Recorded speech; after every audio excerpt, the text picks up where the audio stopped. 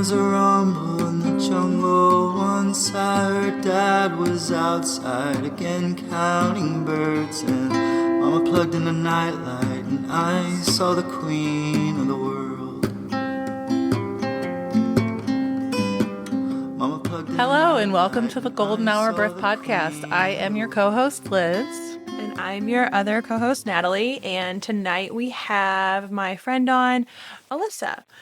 So Hi. if you want to go ahead and introduce yourself and your family, and we'll go from there. Absolutely. So like Natalie said, my name is Alissa Schwartz, and my sister-in-law, Hannah, was one of the first guests on this podcast and is actually how I know Natalie. We were fortunate enough to both be in Hannah's wedding and get to celebrate all of the joy that encompasses. Yeah. But my family, so I am married to Hannah's brother, John, and we have been together for almost 10 years now, married for just about 5. And so we met in college and semi-love at first sight. I liked him a lot more than he liked me. But very fortunate that we started dating and that love blossomed and we are here where we are today. But we have 2 beautiful boys, Emmett, who will be 3 in November, and Reed, who is 1.5. And then we have a cute little fur baby, Sunny, our golden retriever. So that is our family. Yeah. Awesome. It's a cute name. Thank you. Her real name's Sunday. And then it just got shortened to Sunny, but Like the day of the week? yes, the day of the week. It's when we were filling out like her papers. When you name like a dog with AKC, you have to have a name that like no other dog has been named that's registered. So her full name is Easy Like Sunday Morning, and then Sunday Sunny. Like, so yeah, she's just our little Sunny Roo. That's a really good song. I love it. Okay. So if you want to go ahead and tell us when you and John were ready to start a family and what that was like. Yeah.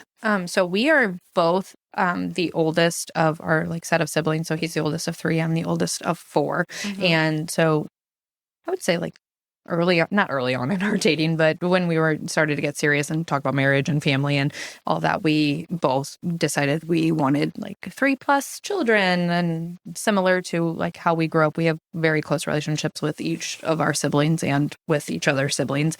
And so just wanted that for our children growing up. And so pretty early on in our relationship, we just kind of had that understanding that we wanted kids and not wanted them quick, but not that far off after getting married. And so I got off birth control. It was like the day after our wedding because we didn't go on our honeymoon for 2 weeks because we got married in May and I was a teacher. So I was finishing up the school year. And so just kind of took that time to like let my body like reset from birth control, and we went on our honeymoon, and I naively was like, oh, I'm gonna come back with like a baby on board, honeymoon baby. And then plot twist, that did not happen for us that way.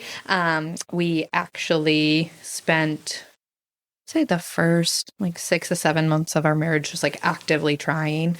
And I don't know if this is the older sibling like piece of me or the teacher piece of me, but I'm like a psycho planner. And so I'm like, okay, ovulation tests, I'm taking my temperature like right off the bat. Like I'm tracking this, and we are like, if we're going to do this, I've got to know like every single aspect of it, which honestly could have played into part of why it didn't happen right away for us. Cause obviously you're doing all of that, you get a little bit stressed. But so we got to like the 6 to 7 month mark, and I was just kind of like, I'm tracking my ovulation, these ovulation tests, like I'm hitting the peak on when I should, like we're doing everything the way we should be. I'm just going to kind of like check in with my doctor.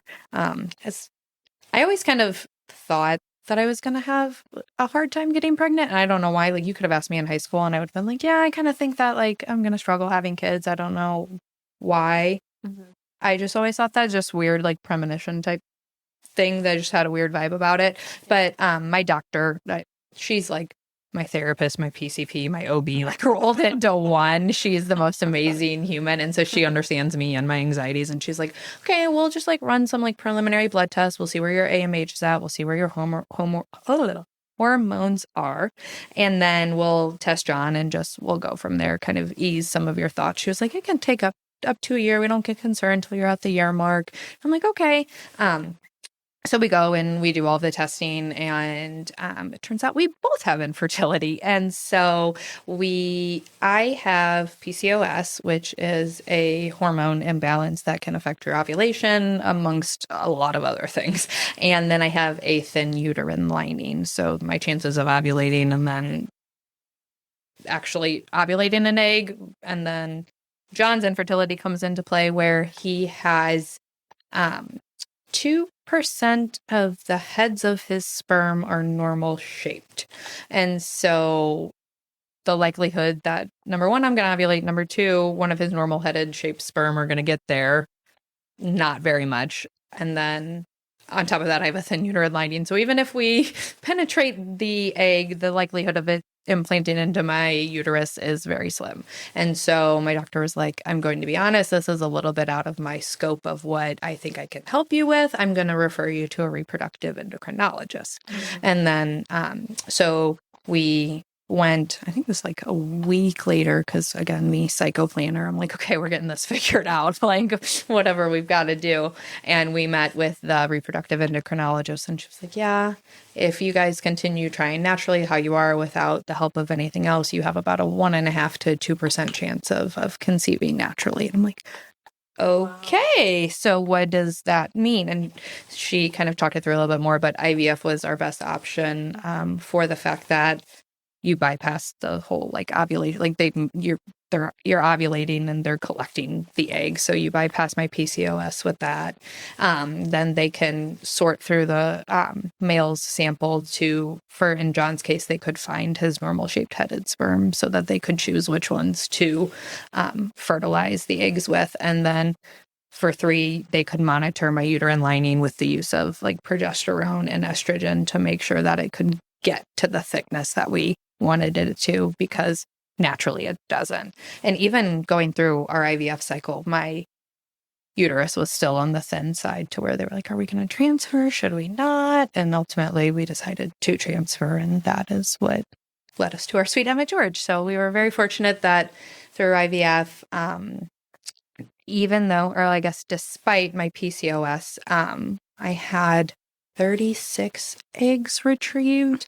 And from the 36 eggs, we got 9 embryos total. And so Emmett was our first embryo that we transferred, and then we froze the other 8. Mm-hmm. And so we were very fortunate that within our first cycle, we got that amount of healthy embryos, and then that our first transfer was successful with Emmett. And so the pathway to us getting pregnant was a little different than what we envisioned, but it still happened, and that we're very fortunate that we were able to be successful in that IVF journey.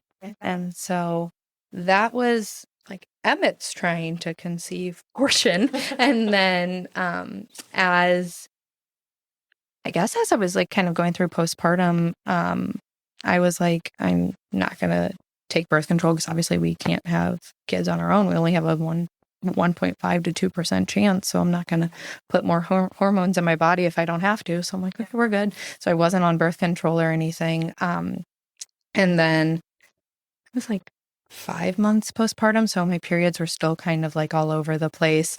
And it was 10 days late.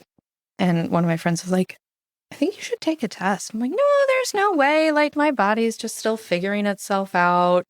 And she's like, no, I really think you should. And I was like, no, I'm good. And then I went home that night. I'm like, okay, I do have a bunch extra, so I'm just going to take one. Why not? I was literally like wearing a tampon. I had cramps. Like, I thought I was about to start my period. Never did. Took a test and it was positive. And so our 1.5 to 2% chance of a miracle baby happened, and we got pregnant naturally when Emmett was 5 months old.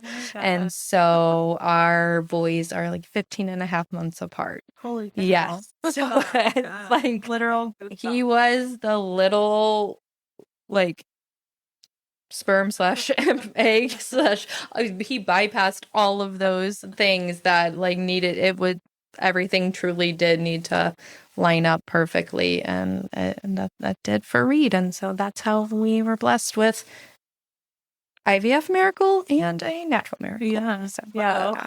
I love Yes. that for like both of them. Like, I feel like they're just gonna know that they're both very special. Yeah. People, One like, of supposed to be here. my favorite things, and well, it was their shared nursery for a little bit. On the wall in what's now Reed's room, we have a watercolor of Emmett's embryo picture. And so it was like the first picture we ever had of Emmett because we got to see him as an embryo.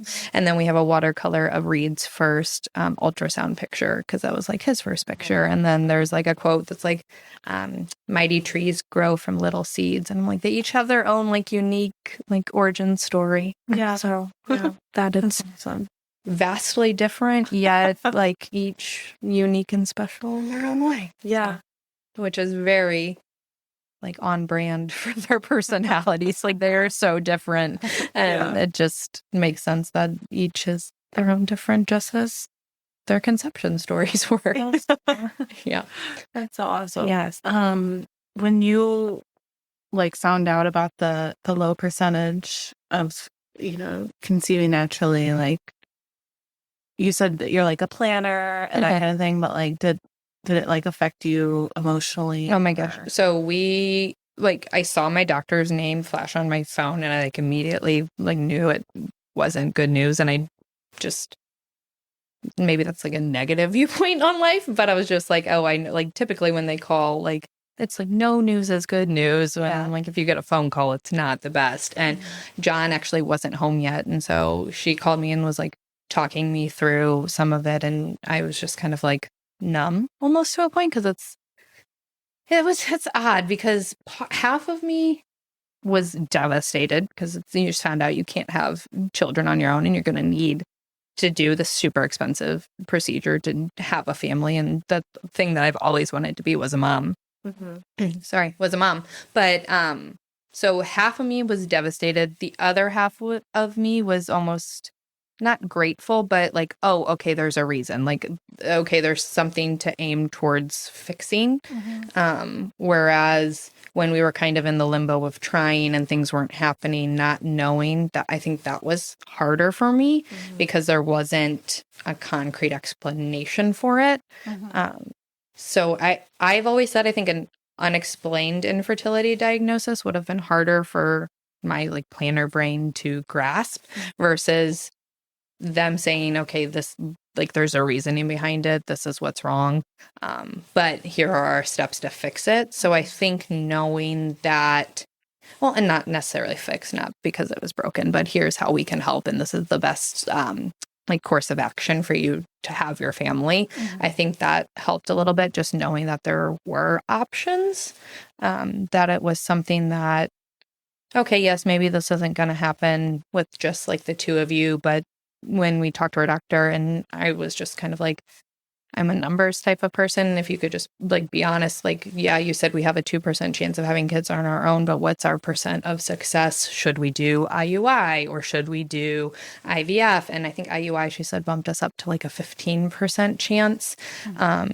Just because with IUI, they're assisting like getting the sperm to where it needs to be, but there was no guarantee that it would be the correct sperm, or no necessarily guarantee that I would ovulate, even with like the use of Clomid or other ovulation inducing medications. But then the IVF, she was like, it gives you about a 75 to 80% chance. And I was like, okay, in my brain, like 2%, 15 to an 80%. I'm like, okay, if we're going to be paying all this money, might as well put the money towards what's going to give us the 80%. And so we definitely had a period of like sadness where John and I would just like cried together, and it was, and I can't tell his story, but I think for him as a man, it was kind of hard to grasp because this is what we're supposed to be able to do. You're supposed to be able to like be a father and be a mother, and it's just what humans are supposed to be able to do on their own. And the fact that it wasn't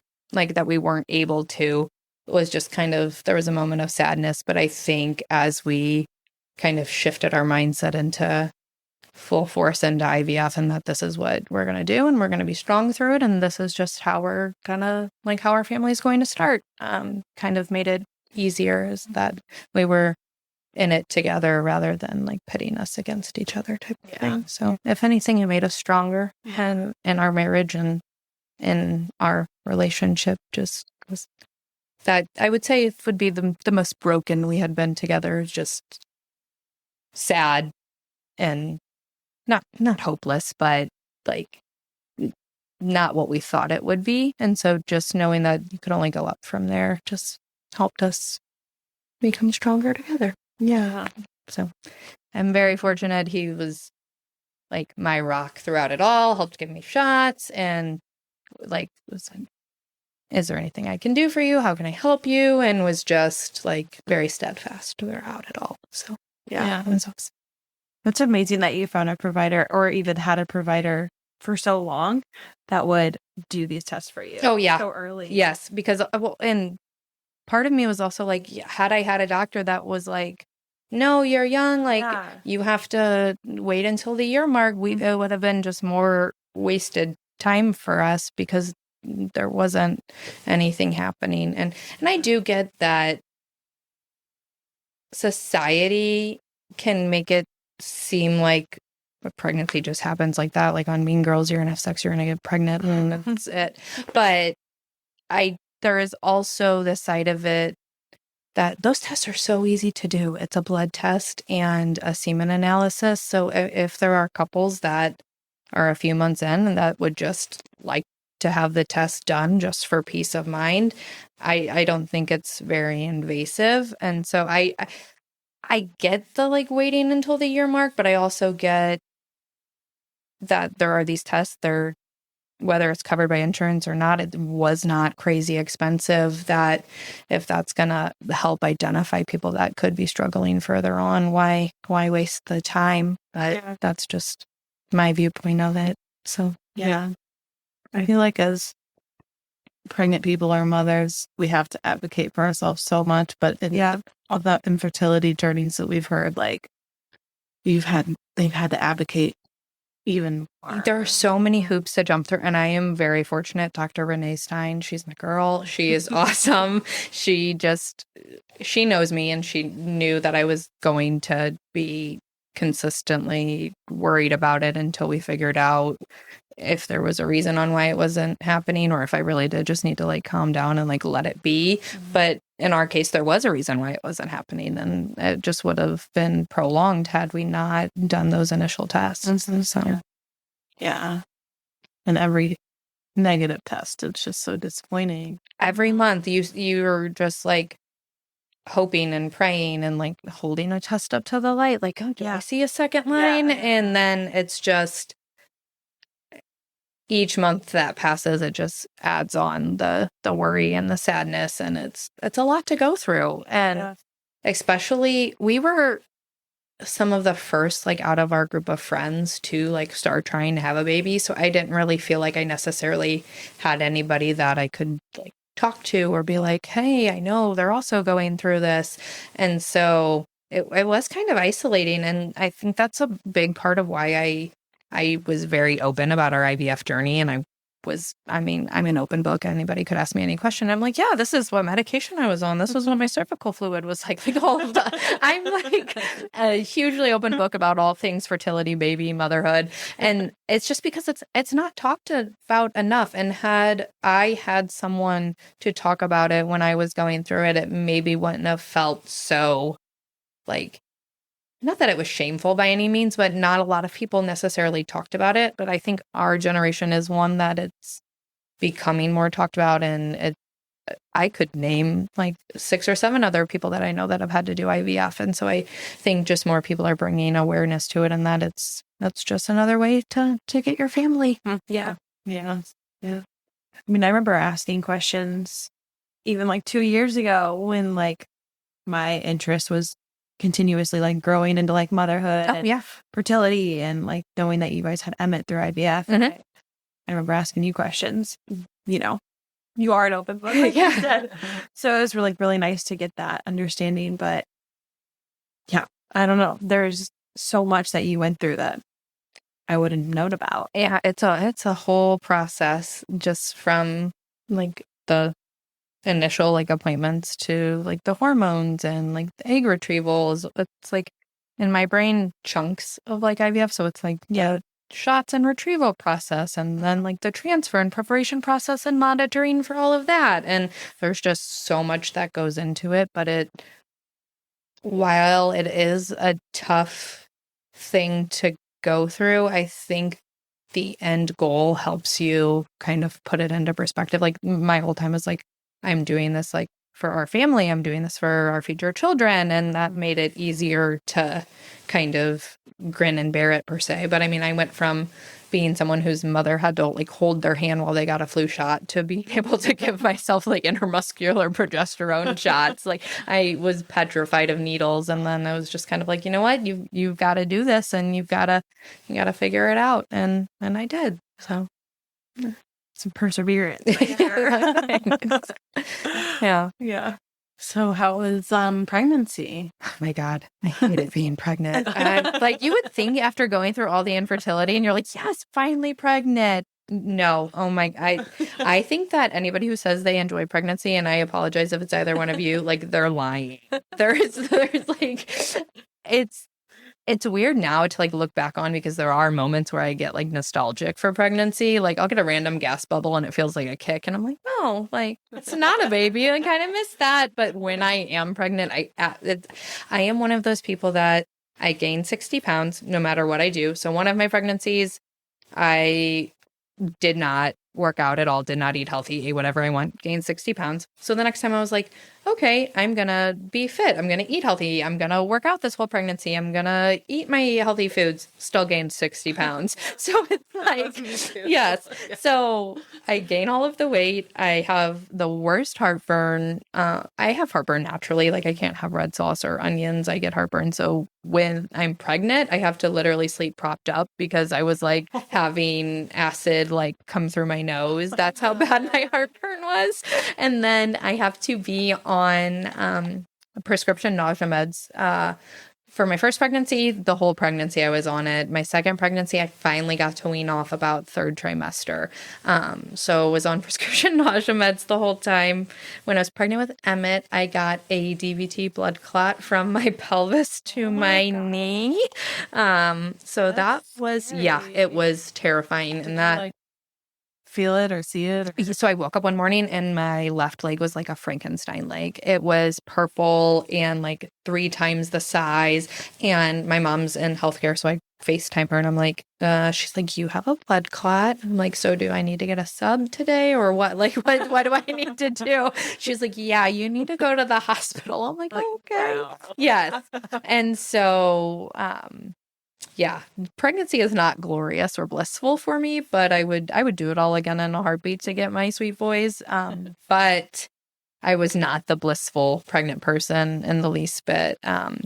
So between blood clots, nausea, hormonal migraines, and I had boys, but they still stole my beauty. I feel like 'cause I had like the driest skin, and so pregnancy didn't agree with me. But there are times, and I think it's because we've decided our family is complete that like I look back on it with fondness, but when I'm in the moment, not so much. Yeah. So I think the blood clot was the hardest part of either one of the pregnancies. Yeah. Oh, and I also had my pubic bones separated. I had SPD. I forget the full, it's like symphysis pubic dysfunction, where your like ligaments don't hold your pubic bones together as much as they should, so it's separated. So it was super painful to walk. Luckily my chiropractor helped fix that. But yeah, someone once told me, Alissa, you have a lot of problems. And she was right. I did. I had so many problems, especially in pregnancy. It was like there was like one thing after another. But the scariest was definitely the blood clot, and not knowing whether or not that would impact Emmett's health or my health. Did they have to give you a blood thinner? Yeah. So I was 35 weeks pregnant when I woke up with the Frankenstein leg and the blood clot. So I had to start on a blood thinner immediately, and it was it wasn't heparin. Lovenox. So had to do the injections, which is very it's a subcutaneous injection. So you have to do it like in your stomach or like your arm. And the arms were weird for me, but it was also very weird giving myself a shot in my stomach while I was pregnant. Like, I'm like, I know this needle can't reach you, but that it was just so odd and foreign.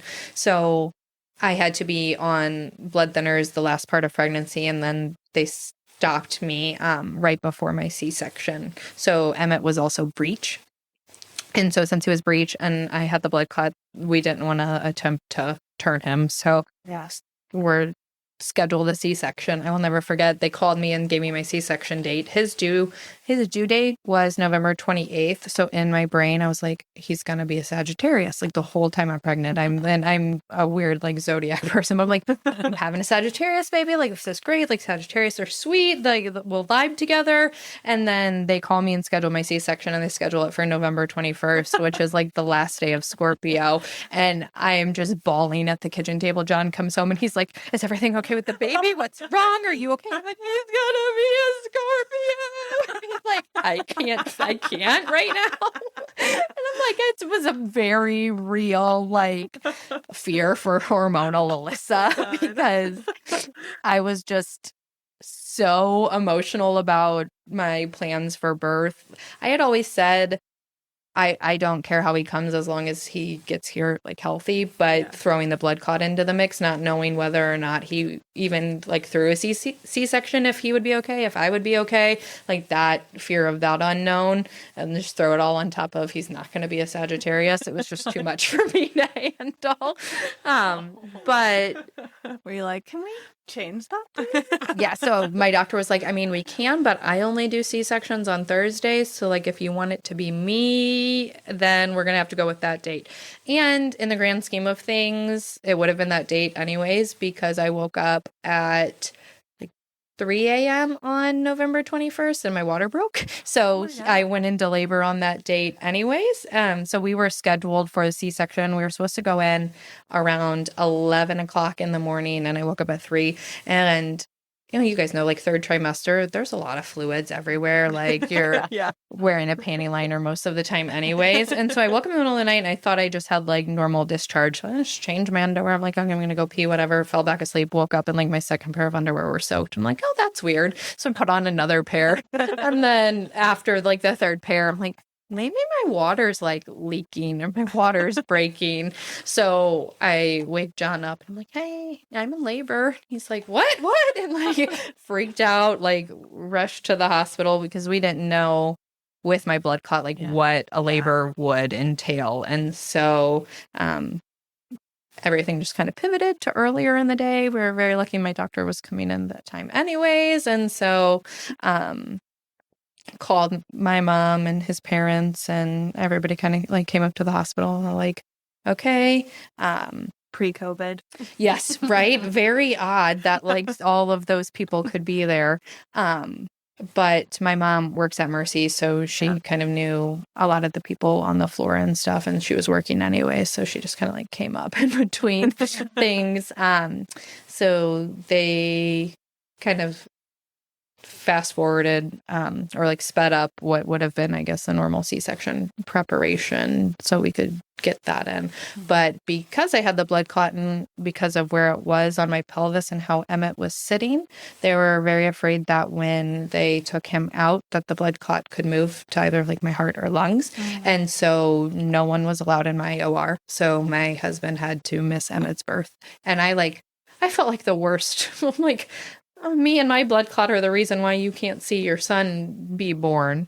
And so it was literally me and my doctor, Renee Stein, who is a phenomenal woman, who like got me through my C-section. But that was part of the reason why I refer to Emmett's birth as a traumatic experience, just because not the fact that it was a C-section, not the fact that there was a blood clot, but the fact that I was alone, like that. My support system like couldn't be there. And now reflecting back, knowing that I probably could have advocated for myself more, like what would have happened had I been like, no, I'm not having this baby unless my husband's in this room? Like, what would they have said at that point? Or I was like, hey, I'm peacing out. I'm going to Mobap. Like, what would they have said? But, and I do get it because I every doctor said that he could be in there except for the anesthesiologist for some reason, but I guess that they kind of run the OR. I didn't really know that. I figured the surgeon would, but it was the anesthesiologist who said no, because he said in the time that it would take for us to tell you to get out of the room if your wife is coding, that could be like life or death of like if they had to like take the time to tell him to leave, that like it would have taken away time from me and the baby. But didn't you tell me too that you couldn't deliver in like an OR? So I wasn't in the labor and delivery OR. I was in like the main OR of the hospital because I number one, I think it's bigger, so there are more people in there, like more teams of people. And number two, I think for the access to whatever they needed should the blood clot have moved. Okay. So I'm like going into this C-section by myself, like, okay, bye guys. Like, don't know if I'll see you later or not. And it was literally terrifying. And I think my brain kind of blocked some of it out. Like, I remember a lot of it, but parts of it, I think just like my brain just doesn't have, there's like bits and pieces. But I remember they delivered him and they showed him to me and I'm like, oh, he's beautiful. And then I'm like, okay, so am I going to know if this blood clot's moving? Like, am I going to feel anything? Like, how much time has passed? And I remember like looking at my doctor. I'm like, so are we good? She's like, we're good. Like, you're okay. And I'm like, okay, like, thanks. But fun fact about the Mercy like main OR is they barely have cell service in there. And so they had told like my husband and my mom and everyone, they had like sent pictures from my phone, like, hey, he's here, like all is good. But service sucked there, so they didn't get it. So they thought that like my C-section was taking way longer. My mom's like apparently pacing, like, oh my God, something went wrong. Like, I don't think she's okay. And so finally, like one of the doctors went out and told everyone that like it's all good, like he's here. And yeah, it was a lot. Yeah. But I will never forget so as much as I wish John could have been in the room to obviously see Emmett be born, I will never forget the look on his face as we're like being wheeled down to the hallway to like greet him, like, this is your son. And so that is a special moment, but it was hard from not being there. And I felt like I inadvertently, not that I like wanted a blood clot or anything, but that like I took a piece away from him. So that was a whole nother like level of processing that like I had to figure out postpartum, which is a whole nother monster of itself. But yeah. So there's so much guilt too, like our bodies, we think they're failing, air quotes, but it's, you know, I don't know why we hold on to that guilt so much. Yes. I went through a lot of my like, number one, he was breech. I'm like, okay, why is he breech? Is he not comfortable in there? Why is he like pivoted the other way? And then the blood clot, I'm like, I just felt that my body wasn't doing what it was supposed to do. And I was like, if that blood clot moves, like that's could potentially take away a wife, a mother, like it could.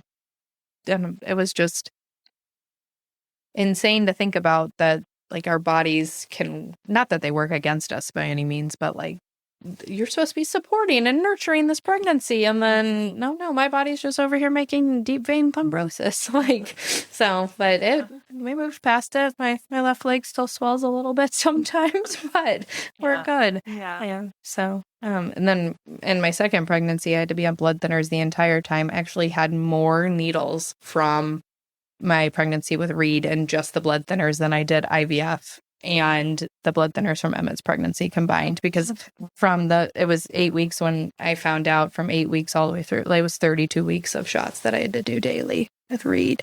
Wow. Yeah. So was it to like kind of like counteract the process of possibly getting another? So I went through like a whole panel, like a blood clot or a clotting disorder panel, and I don't have any clotting disorder. So they just said that it must have been hormone induced. So obviously estrogen can cause blood clots, and that's one of the big risks with like birth control. Yeah. And so that when my body is producing more of that hormone on its own, I'm at increased risk. And so when I'm pregnant, I take the blood thinner to prevent clots from forming. And then the area where I had my clot before has like residual damage in the, I guess it's a vein or artery, a vein, yes, deep vein thrombosis. So the vein that the clot was on has damage from it. And so when I was pregnant with Reed, it was, I think, like late first trimester, my left leg started swelling, and I immediately was like PTSD, like, oh my God, do I have another blood clot? Like, what do I do? Went to the doctor, and they were like, no, you just have like that vein for things to pass through. It's already like smaller because there's damage there from before. So you'll have a little bit more swelling on that leg, but not necessarily another clot. But the doctor said that my blood clot was one of the biggest that they had seen, because it went from like my hip bone and my pelvis all the way to like the top of my knee. It was huge. And I still have like creepy like spider veins like from it, like on my abdomen and like different parts. It's so wild. Yeah, it's hard. Yeah. I remember your Facebook, like when you posted about that, and I was just like, what? Yeah. My eyes were so big, and I remember like texting Hannah if you were okay. Yeah, it wasn't like everyone in pregnancy, especially in the third trimester, talks about like high blood pressure and headaches and like the warning signs for all of those things. And I really don't feel like I had been educated on like, hey, blood clots are a very real thing that can happen. And like, this is what you need to look out for. Yeah. And because I mean, swelling is a very common part of pregnancy, but I was not expecting my left leg to be 3 times the size. And like my right leg was just normal. Yeah. And then I had to wear like full length compression on the left side. I was maid of honor in my sister's wedding, like a week and a half after I found out my blood clot. So I was like, oh my God, a day of like pulling my whole compression stocking on, like on a crutch for like part of it. I'm like, George, I'm sorry. I'm really not trying to take any attention away from you. I promise. But looking back on it, it could have been a lot worse. Thankfully, I was at the beginning when they first found it was really painful, which I didn't like think of, but when everything is like swollen and pushing against it. But thankfully, once I started on the blood thinners, it wasn't nearly as bad. But I couldn't even walk on that leg after like once it started getting like purple and very Frankenstein like. Hot. So not only going through IVF at 24, 25, however old we were. Yeah. Plus getting a blood clot. Like, I don't even know. Yes. You went through so much alone. And I think that's like why I look up to you a lot. Thank you. You have the answers for everything. Well, in the moment, it was just like, this is what I have to do to like get to my baby. And part of me, I think that's why, because I've had a lot of people say, oh, like, you're so strong, you did IVF, or you're so strong, like, you had a blood clot and you had a C-section by yourself. And in my brain, it was just, this is what I have to do to get to my baby, to have like a healthy baby in my arms. And so I didn't feel strong like in the moment. But now looking back, like even when like you say something like that, I'm like, yeah, damn, that's a lot. Like, but we were so young. Yes. And you're 3 months older than me, and you went through a ton. Yeah. I was just terrified to be alone during the C-section. Yeah. And so I think that's part of what makes Reed's birth story like so cathartic and healing for me, because it was like just John and I.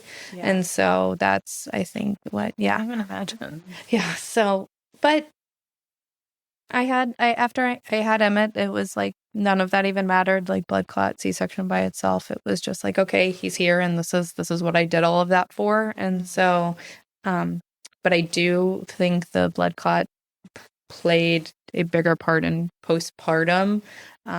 Just after like going through postpartum twice now, reflecting on each of those experiences. So postpartum with Emmett, I still couldn't even really walk because of not only the C-section, but the blood clot in my leg, and swelling post C-section is even worse. So I felt like my leg got worse before it got better, because there's so much fluid in your body anyways. And so I slept on my couch for, I think it was like the first 2 weeks of Emmett's life because our bed was too high up that I couldn't like climb into our bed. So like we have a ranch, and because I know you talked about sleeping on the couch because you have like different level, but that I slept on the couch because I couldn't get into our bed. And so I was very fortunate. My mom came and stayed with us, and I just will never forget like bawling my eyes out when she's like, okay, I'm gonna like go now. I can't do this. I can't even walk. Like, how am I? And granted, at that time my blood clot had gotten better and I could, but it was just, I felt like I had a lot of taking care of myself to do.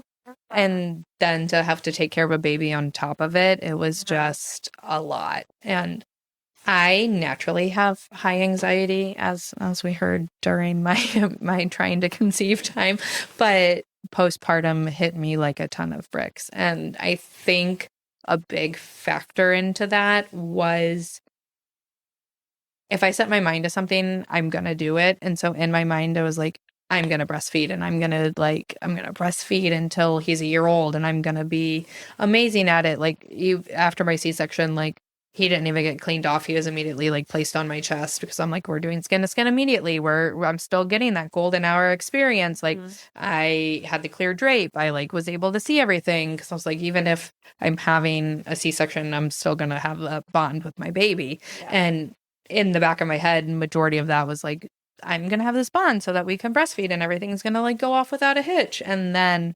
he latched somewhat in the hospital, but I feel like the lactation consultants that I had were kind of like really pushy, and I had no idea what I was doing. And my mom didn't breastfeed, so she didn't really know like, oh, this is what you should do. You should hold him this way. And so there was a lot of anxiety going home surrounding that.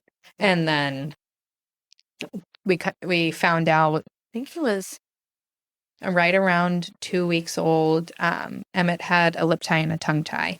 And so that explained why breastfeeding hadn't been working for us, because he wasn't getting a good latch, and then my supply wasn't coming in well. And so he had his lip tie and tongue tie lasered, and we were working through that. But then I switched to pumping, which spiked my anxiety even worse. And I think it was the scheduling of it, because so there was a point in time where we were triple feeding. So I was breastfeeding or attempting to breastfeed, and then he was still screaming hungry. So then I would pump. We would feed him what I pumped, and then he was still hungry. And then so we would feed him with formula. And by the time we got through all of that, it was time for him to like eat again. And so then I just switched to pumping, but I became like obsessed with like the amount of ounces that I was getting, and like the fact that he was sleeping longer chunks, but I was still having to wake up to like pump. And then I still, even though I was on the strict schedule of pumping, I wasn't getting that much. And we didn't have the best start because of his latch. And I was taking all the supplements, eating all the things. And I just remember being in his nursery, like sobbing. And my mom was like, you don't have to do this. Like if it's going to ease your anxiety to not, and just to give him formula, you can do that. And I'm like crying to her. I'm like, really? She's like, yes. Like, she was like, you had formula and you're just fine. She was like, if you do want to continue to pump and breastfeed, I will support you fully in that. But if you want to take a break and give him formula, you can. And I guess it hadn't like dawned on me until that moment where she and John like sat down with me, and they're like, we're like, because I don't know why in my head I was like, John wants me to breastfeed, like he wants me to give his child what's like best for him. And he's like, I don't care what he eats as long as he's eating. And I'm like, okay. And so I think the decision to stop breastfeeding and pumping really helped ease my anxiety, because then I was also able to start my anxiety meds again, because I didn't have to worry about it in the breast milk. But just, I think the rigidness that I set myself up for with like, you have to do this, and then the rigidness of pumping, it just spiked my anxiety. And so I remember the first time John got to feed him a like bottle of formula, it was just like a wave of relief. It was like, oh, 'cause I felt disconnected from Emmett almost when I was having to pump, because it was like, especially during that triple feeding, it was like, we're trying to figure out this breastfeeding, and like, he wasn't latching. He was still upset. I was upset because it wasn't working. And then I would have to pump, and then we'd have to feed him that bottle, and then we'd have to feed him formula like on top of that. And I just felt like everyone else was getting to do some of the feeding parts, because then I was pumping. I'm like, I can't hold you while I'm hooked up to a pump and like trying to figure all of this out.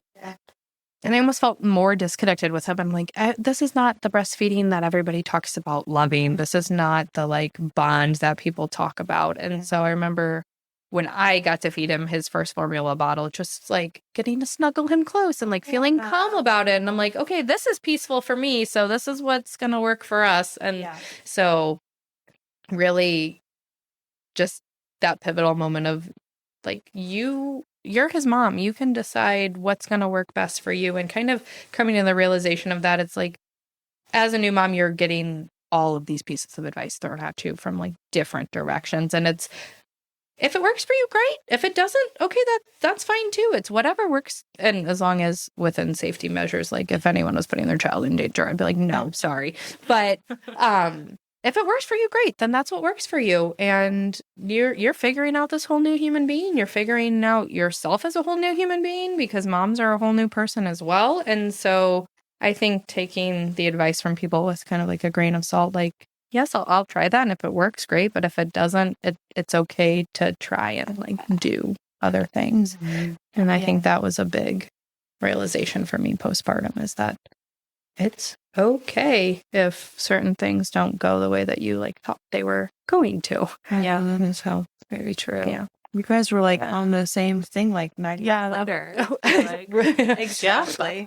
Yeah, that was us. Yeah. Yeah. And I remember like I like giving myself permission to stop pumping or to start formula. It was just like, such a relief. Yes. And like, why is it so hard for us to give ourselves that permission to do what works for us? Yeah.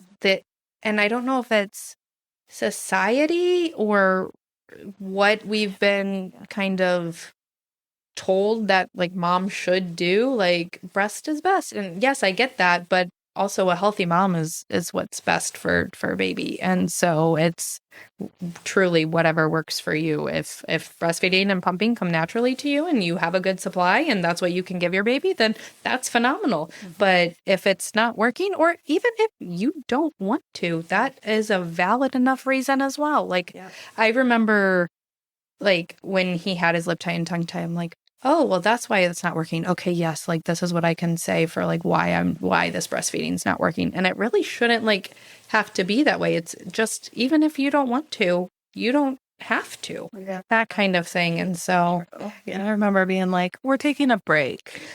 And that break turned into we're not. Yes.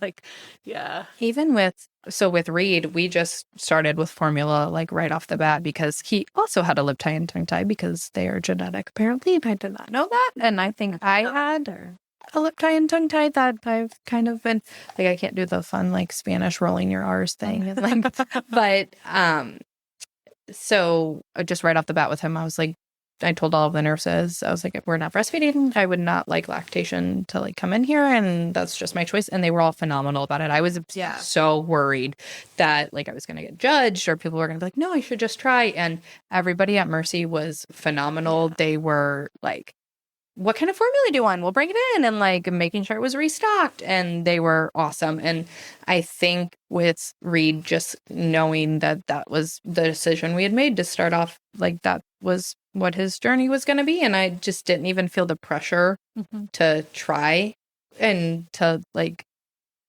attempt it. It took a lot of the anxiety off. Yes.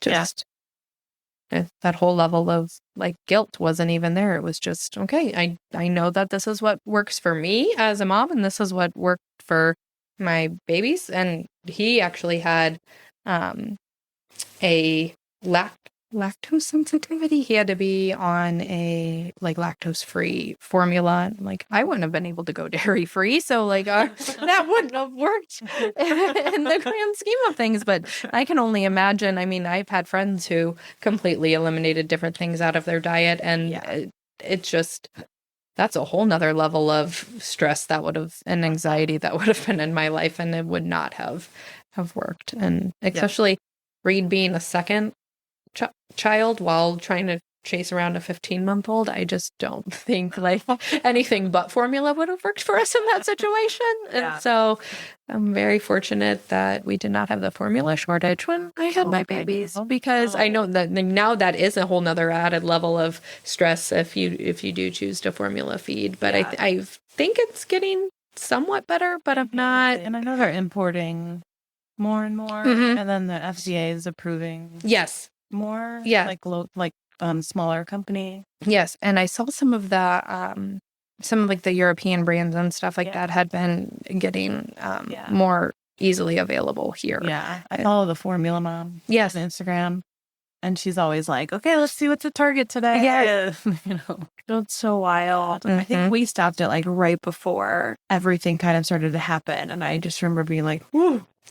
We got out of that one. Yes. Like, I don't know how, but we did. Benji was like right at the tail end of it. I remember he was like 10 and a half, 11 months old. And Hannah's like, I mean, if I can't find formula, do you think I can give him milk? Yeah. Yes. He is almost 1. I think he will be okay. Yeah. And Georgia, who is coming on next week with Cam, he had a really rough start with feeding and even finding like the correct formula. And I remember like every single time going to the store, like, if I saw Georgia's and Cam's brand, I was like stocking up on it. Yeah. Like, but then you also feel bad if you're like stockpiling against, like, I'm like, if there are other people, like I'll leave like a few bottles, but like I know Cam needs it. But she's your sister. Right.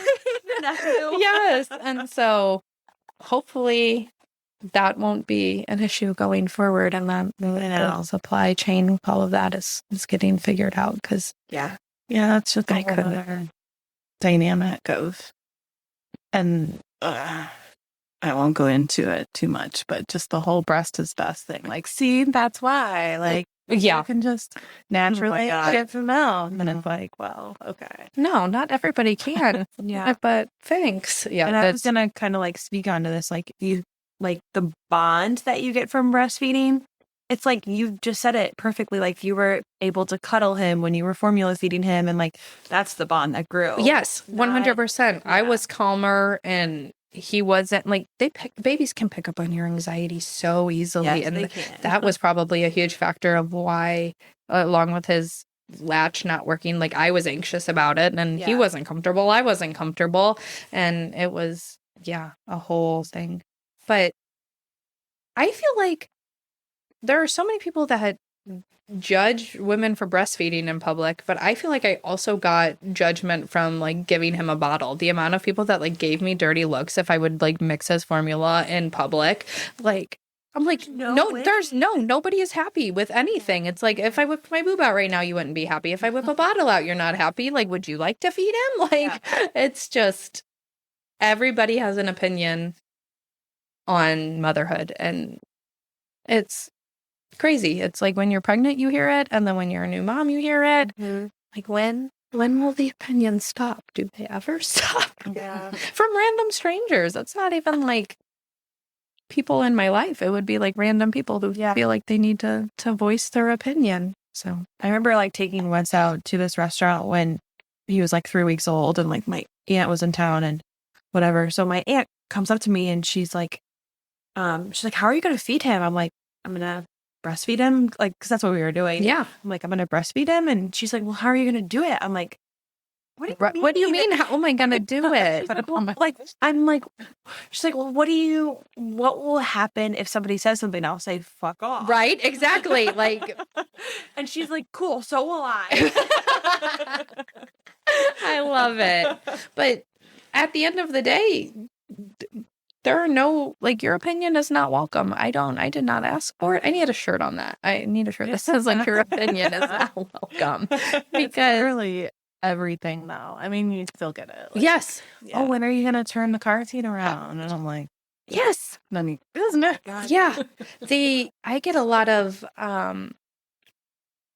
so Emmett he's been in speech therapy, and he's made leaps and bounds, but I would got like, oh, he's not talking yet. And I'm like, no, but thanks. Yeah. Like, you're a random stranger. Even if he was talking, I'm not sure he would want to talk to you. Yeah. Like, there's just parenthood and motherhood is one thing I think everyone feels entitled to an opinion on. And I don't know why or when that will ever change. Yeah. So I'm like, I don't try to give unsolicited advice to people. Like, if they ask, I'll talk to you at the park and I'll talk about my kid and my experiences, but I'm not going to just thrust it on you for no reason. Right. So, Like going up to a stranger, like how weird. right. Yeah. So hopefully that'll change with our generation as we phase out some others. Yeah, we're all just at the playground, like awkwardly looking at each other, like, you want to be my friend? Oh. Okay.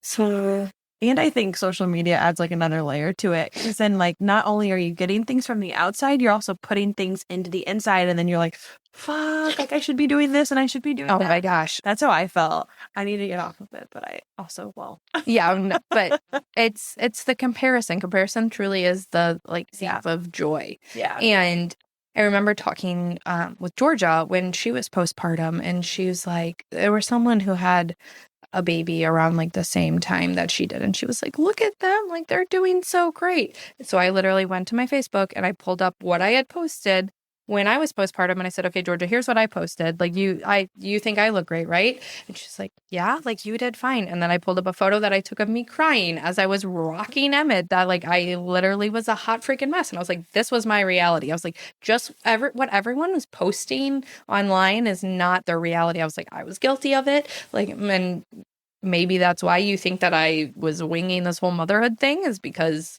I don't let a lot of people see that side of me always, but that's the real and the raw. And so when I had Reed, I posted like, yes, like the cute image, but literally I also posted like, this is truly what postpartum, like day 3 at home with 2 under 2 looks like. And I had not showered. I had no makeup on. There were bags under my eyes. I had no bra on. I was still wearing a diaper. Like this is the real. This is it. And I think that's the aspect of motherhood that more people need to talk about and showcase, and which is why I think that this podcast is so phenomenal, because you get all the different stories and you get the people that talk about their experiences, and it's just more of like the real and the raw, and not the like blitzed and glamorized social media version of everyone's life. Yeah. So, John was living with 3 people in diapers. named all of them. You have a baby, like, but plug into this. Always Discreet Boutique I used during both my pregnancies. Fantastic. So when my water was leaking with Emmett, and it didn't fully break until we were at the hospital, and so I wore a diaper on the way to the hospital because I was just still leaking through everything. Then I wore them postpartum, so that's like one of my go-tos for baby shower gifts now. I make a basket like for the mom. Yes. And it's like, okay, everyone's getting you stuff that you're going to need for the baby, but no one's getting you stuff that you're going to need for yourself. And so I like do C-section and vaginal birth things, and I'm like, if you use it, great. If not, pass it on to somebody else that's like, this is for you, and this is what you're gonna need. And I put in a cute little basket to put like on the back of their toilet, or like underneath in a little cabinet, because it's like just easy to have it all right there.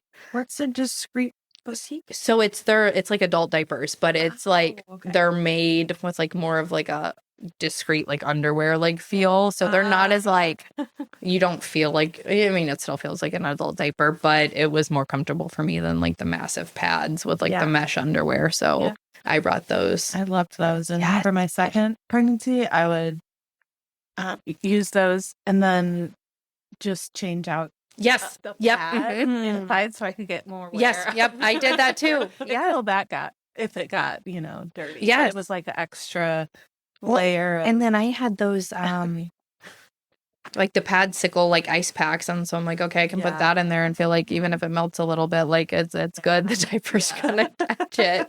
But they were definitely, and I wore them post C-section because they came up high like over my scar too, so it was nice because it didn't like cut into anything, and it was still comfortable and felt secure. Yeah, things are awesome. Yeah. I just have to tell a funny story that Sam had like the diaper party, and his best friend Tom brought over adult diapers instead of like baby diapers for kicks and gigs. On purpose? On purpose. He brought them over and I'm like, I'm actually going to keep these just in case. They were definitely not discreet. But I decided to go to the park 38 weeks pregnant and I couldn't like not hold my pee. And so I put one on and like walked with Ruby. And I'm like, I'm wearing this diaper so I don't have to like take a bathroom break. But I refuse to like go to the bathroom. Like actively pee in the diaper. Yeah, because I'm a grown woman. Right. Oh. Yeah. But they came in handy postpartum.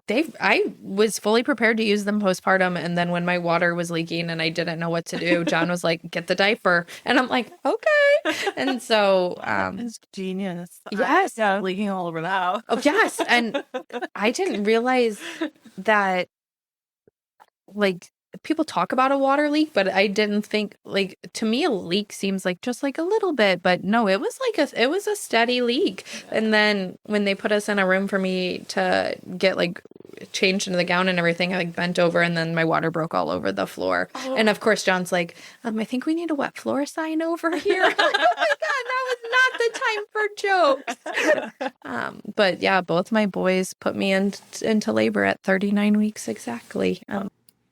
Thank you so much for joining us for Alissa's birth story. That was part 1, and part 2 will be released next week, where she goes into her second birth story, more about her fertility journey and what she plans to do with her embryos, as well as postpartum, breastfeeding issues, and postpartum anxiety. You definitely don't want to miss part 2. And we'll put links to connect with Alissa and us as well in the show notes. And go and check out our newly revamped website at goldenhourbirthpodcast.com. We worked really hard on it and we're really proud of it. Also, please go and rate and review us on whatever you're listening to us on right now. And we'll just see you next week. Thanks. Bye.